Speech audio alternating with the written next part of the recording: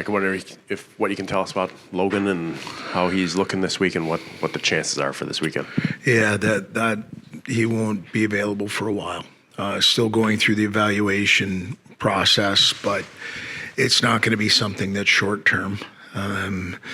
It's a lower body injury, and we're going to do everything we can to make sure that he's in as good a spot as he can be daily and then turning into the weeks here. But it'll be an injury that's going to take some time. Obviously, last weekend was tough, but as you move forward, were there things that you can build on? I mean, as tough as it might be, positive that you kind of show the guys to say, hey, it's not as bad as it might seem. That's what we did on Monday. I don't know if the guys thought that's exactly what they were going to get in the meeting, but, everything sticks to the tape, good and bad. And so looked at some things that we had tried to focus on going into that weekend that I thought we did accomplish. We were better 5-on-5 as far as production. We were better 5-on-5 off the rush. Our power play still, we had a prayer on the first one that went up and landed in the back of the net, but our power play was productive on Saturday. We had some things go in a good direction, and I thought overall, when you're on the road and you've given up 16, 17 shots and, there's a chunk of them that have gone in the back of the net, we possessed the puck a little bit more. I thought we started to get to a better version of what we were earlier in the year offensively, as far as possession and doing the things that we want to do as a collective group. The things that didn't go well were obviously our penalty kill. And that starts with your goaltending. And so we're dealing with that. And as we're continuing to try and progress on the positives, you still have to look in the mirror, and we're in a results-based piece here. And so our process has to continue to go in a good direction. The guys' mentality has been good this week, and we're going to focus on what we get to control moving forward while learning from what happened last weekend.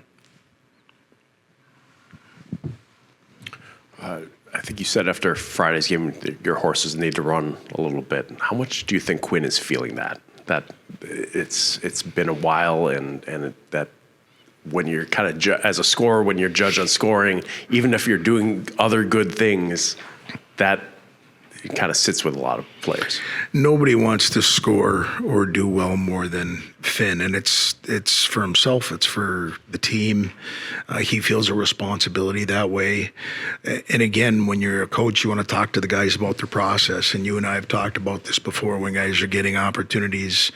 And I'll go all the way back to when we played at Michigan State, when he was going through a little bit of a similar dry spot. I think he had 12 attempts one night. And so it's about him just getting back to his process and understanding what makes him good and what doesn't. And going out and contributing in other ways. Scorers, you need them to score, but they also need to be able to do a lot of other things, because as we're going to call on him over this back half of this season, we need his entire game, not just the idea of him contributing offensively. And he knows that, understands it, and nobody's got greater expectations on Quinn than Quinn does. So us providing support and trying to shed some light on what his path is to get there, and not just focus on the end result as far as goals, but really his overall game, I think can help him get there sooner. You mentioned the goaltending. As far as Daniel or Pulver, is that something you're considering in terms of maybe giving Pulver maybe a little more of a shot, or is that something that's on the table, or not really? Anything's on the table right now, just because it's an opportunity that I think all three of them are trying to compete for, and really it's about evaluating where you're at and then earning the opportunity to get the next start. And when we started at the beginning of the year, it was a little bit of that. Daniel took the ball and ran with it. And we need somebody to take that ball right now and just be a bit more aggressive in their mindset, as well as our team without, from the team standpoint, going to the box. But I do think having a more aggressive mentality from our goaltender out is something that's important for us to be successful on the weekend. You mentioned over the weekend that Zelenov might be back this week. Is that still a possibility that he'll be able to go Friday? And with Logan being out for a while, how does that impact the D side? And do you have to still shift things around? Are we looking Weston? Are you looking at Horbach as an option to go back like he's done before? Is that all the things that are on the table? Are those among them, I guess? You've pretty much checked the boxes that we've been going through this week. Zelenov's back. He's depending on what the situation would have been last weekend, he wanted to play. We've got to make sure that we're looking out for his best interests as well as ours, but his long-term opportunities. And so he's been going in a really good direction here for a few weeks. That's one. Two, with Logan being out, Knoxie will be in a position to be in the lineup. We're going to be practicing Horbach back at the blue line for a while because we're down to 6. And so those are some of the necessities that you need to go with when we're at a 26-man roster and you've got some injuries. You had a series at Notre Dame where you're able to get the offense going right before break, and I wonder how much you guys draw on that as there's video of that, and you've seen this happen, even though it was in their building and it's a different place now. Maybe you have an opportunity to let some things happen this weekend that happened. It's better than the alternative of looking back at tape and not having that. And I've said this multiple times in our conference. Sometimes it's not who you're playing; it's when you're playing them. And so for us, they're playing some of their best hockey. What it looks like, even results-based over the last couple of weeks, and then we've got to go earn what we get, and they're going to come in there with the attitude that they're a part of the Big Ten. They're trying to progress their program and trying to get as high as they can in the standings for playoffs, and focusing on that right now. And we're no different. And so for us, yes, we had some success the last time we played them. It doesn't ensure that that's going to happen again, but it is something that we will look at in the positive, but understand we've got to go earn what we need to get. You're able to get Gavin back after he missed the previous series. I'm just curious, what did you see from him, and how might he have? What stood out to you, and what kind of impact did you have, and are you hoping moving forward he can do for you? He has a real positive impact on us for what you see on the ice and what you see off the ice. He's an everydayer. He is a guy that prepares, goes out and does everything he can within, his abilities, and then does what he's supposed to do post-practice, post-game, so that he's prepared for the next day. He's got a very professional approach to life because he does that academically, socially. So him being interjected back into our lineup just because of the impact that he has minute-wise, his role, top 6, top 3, power play, penalty kill, what he brings to our practice as far as example setting, leadership qualities. It was really great to have him back in the lineup. And it's going to be, as you see last week, and he might not be where he wants to be. There's going to be some time there that you've got to give him to get back to where he wants to get to. But as far as controlling everything that he gets to control, he's zero maintenance because he crosses all the T's and dots the I's that you need to. Now, Zelenov, even though he's back in the lineup, he's been out for a while. We need to support him.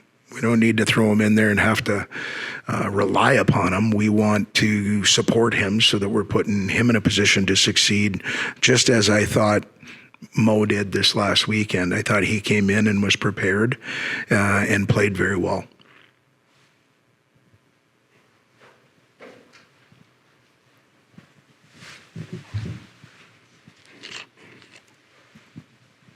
Coach Hastings, after looking back at the tape of the penalty kills from last weekend, what are the coachable moments there? What are you focusing on in practice this week and hoping to change for Notre Dame?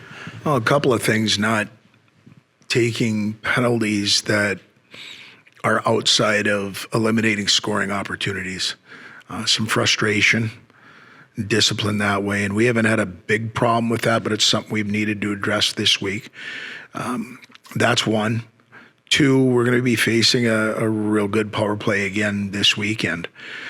So really all of it, up ice, entries, us making sure that we're getting out and when we have an opportunity to make sure the puck doesn't get to our goaltender by being brave enough to eat some pucks, we're going to need to do that. And then the combination of that connectivity between our goaltender and our defensive core of making sure that they're not getting second and thirds or real clean looks with screens, making sure that either Daniel or Ian can see or Eli what's going on in front of them so that they can have an opportunity to stop the first one. All that in a nutshell. I know it's not one thing, it's a combination of a few, but it's something that we're addressing this week.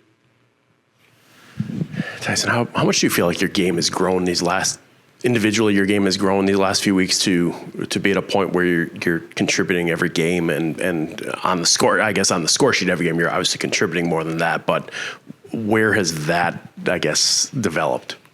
I think it goes back to the summer and in my first semester here where there's a lot of ups and downs, but kind of just the work I've put in all the way going back to the off season and just being ready for my opportunity whenever it came around and continuing to stack days. And it's nice to get opportunities now and be able to capitalize on them, but I think it just goes back to all the work that I've been able to put in. Did you have conversations with the coaching staff at any point this year of like, look, what's my role? What do you need from me to be in the lineup more first and then to move up in playing time, I guess? Yeah, I mean, definitely.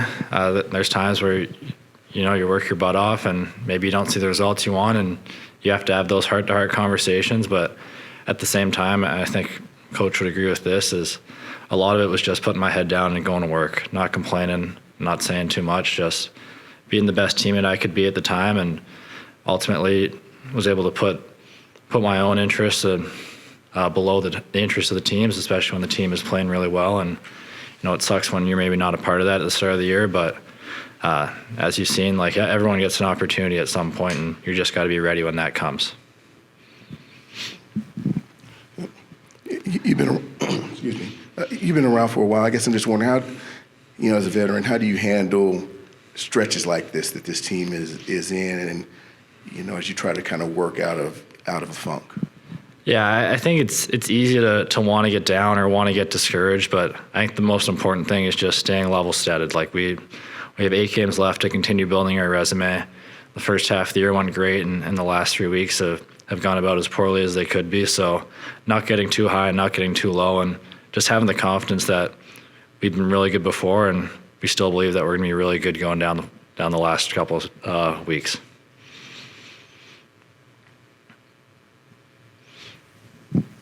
How much do you feel like the series that you guys played against Notre Dame at Notre Dame back in December is something you can look back on this week as, look, you had a game where 9 guys scored a goal, and that's maybe something you could use right now for getting a lot of guys some confidence in hitting the net. Does that flash back for you guys at all? I'd say it's hard not to. That was a phenomenal weekend to end off going into Christmas, feeling good about ourselves. And I think it's a great thing to look back at and just remember what you're capable of. Remember, we can score goals. We started to see some flashes of that last game against Minnesota. So going into a game versus a team that we've had success against, it's a really big weekend, not only for personally for lots of individuals, but also for the team to kind of get things right back on track. So, yeah, as you said, I think it's nice to be able to look back at that and build some confidence from that.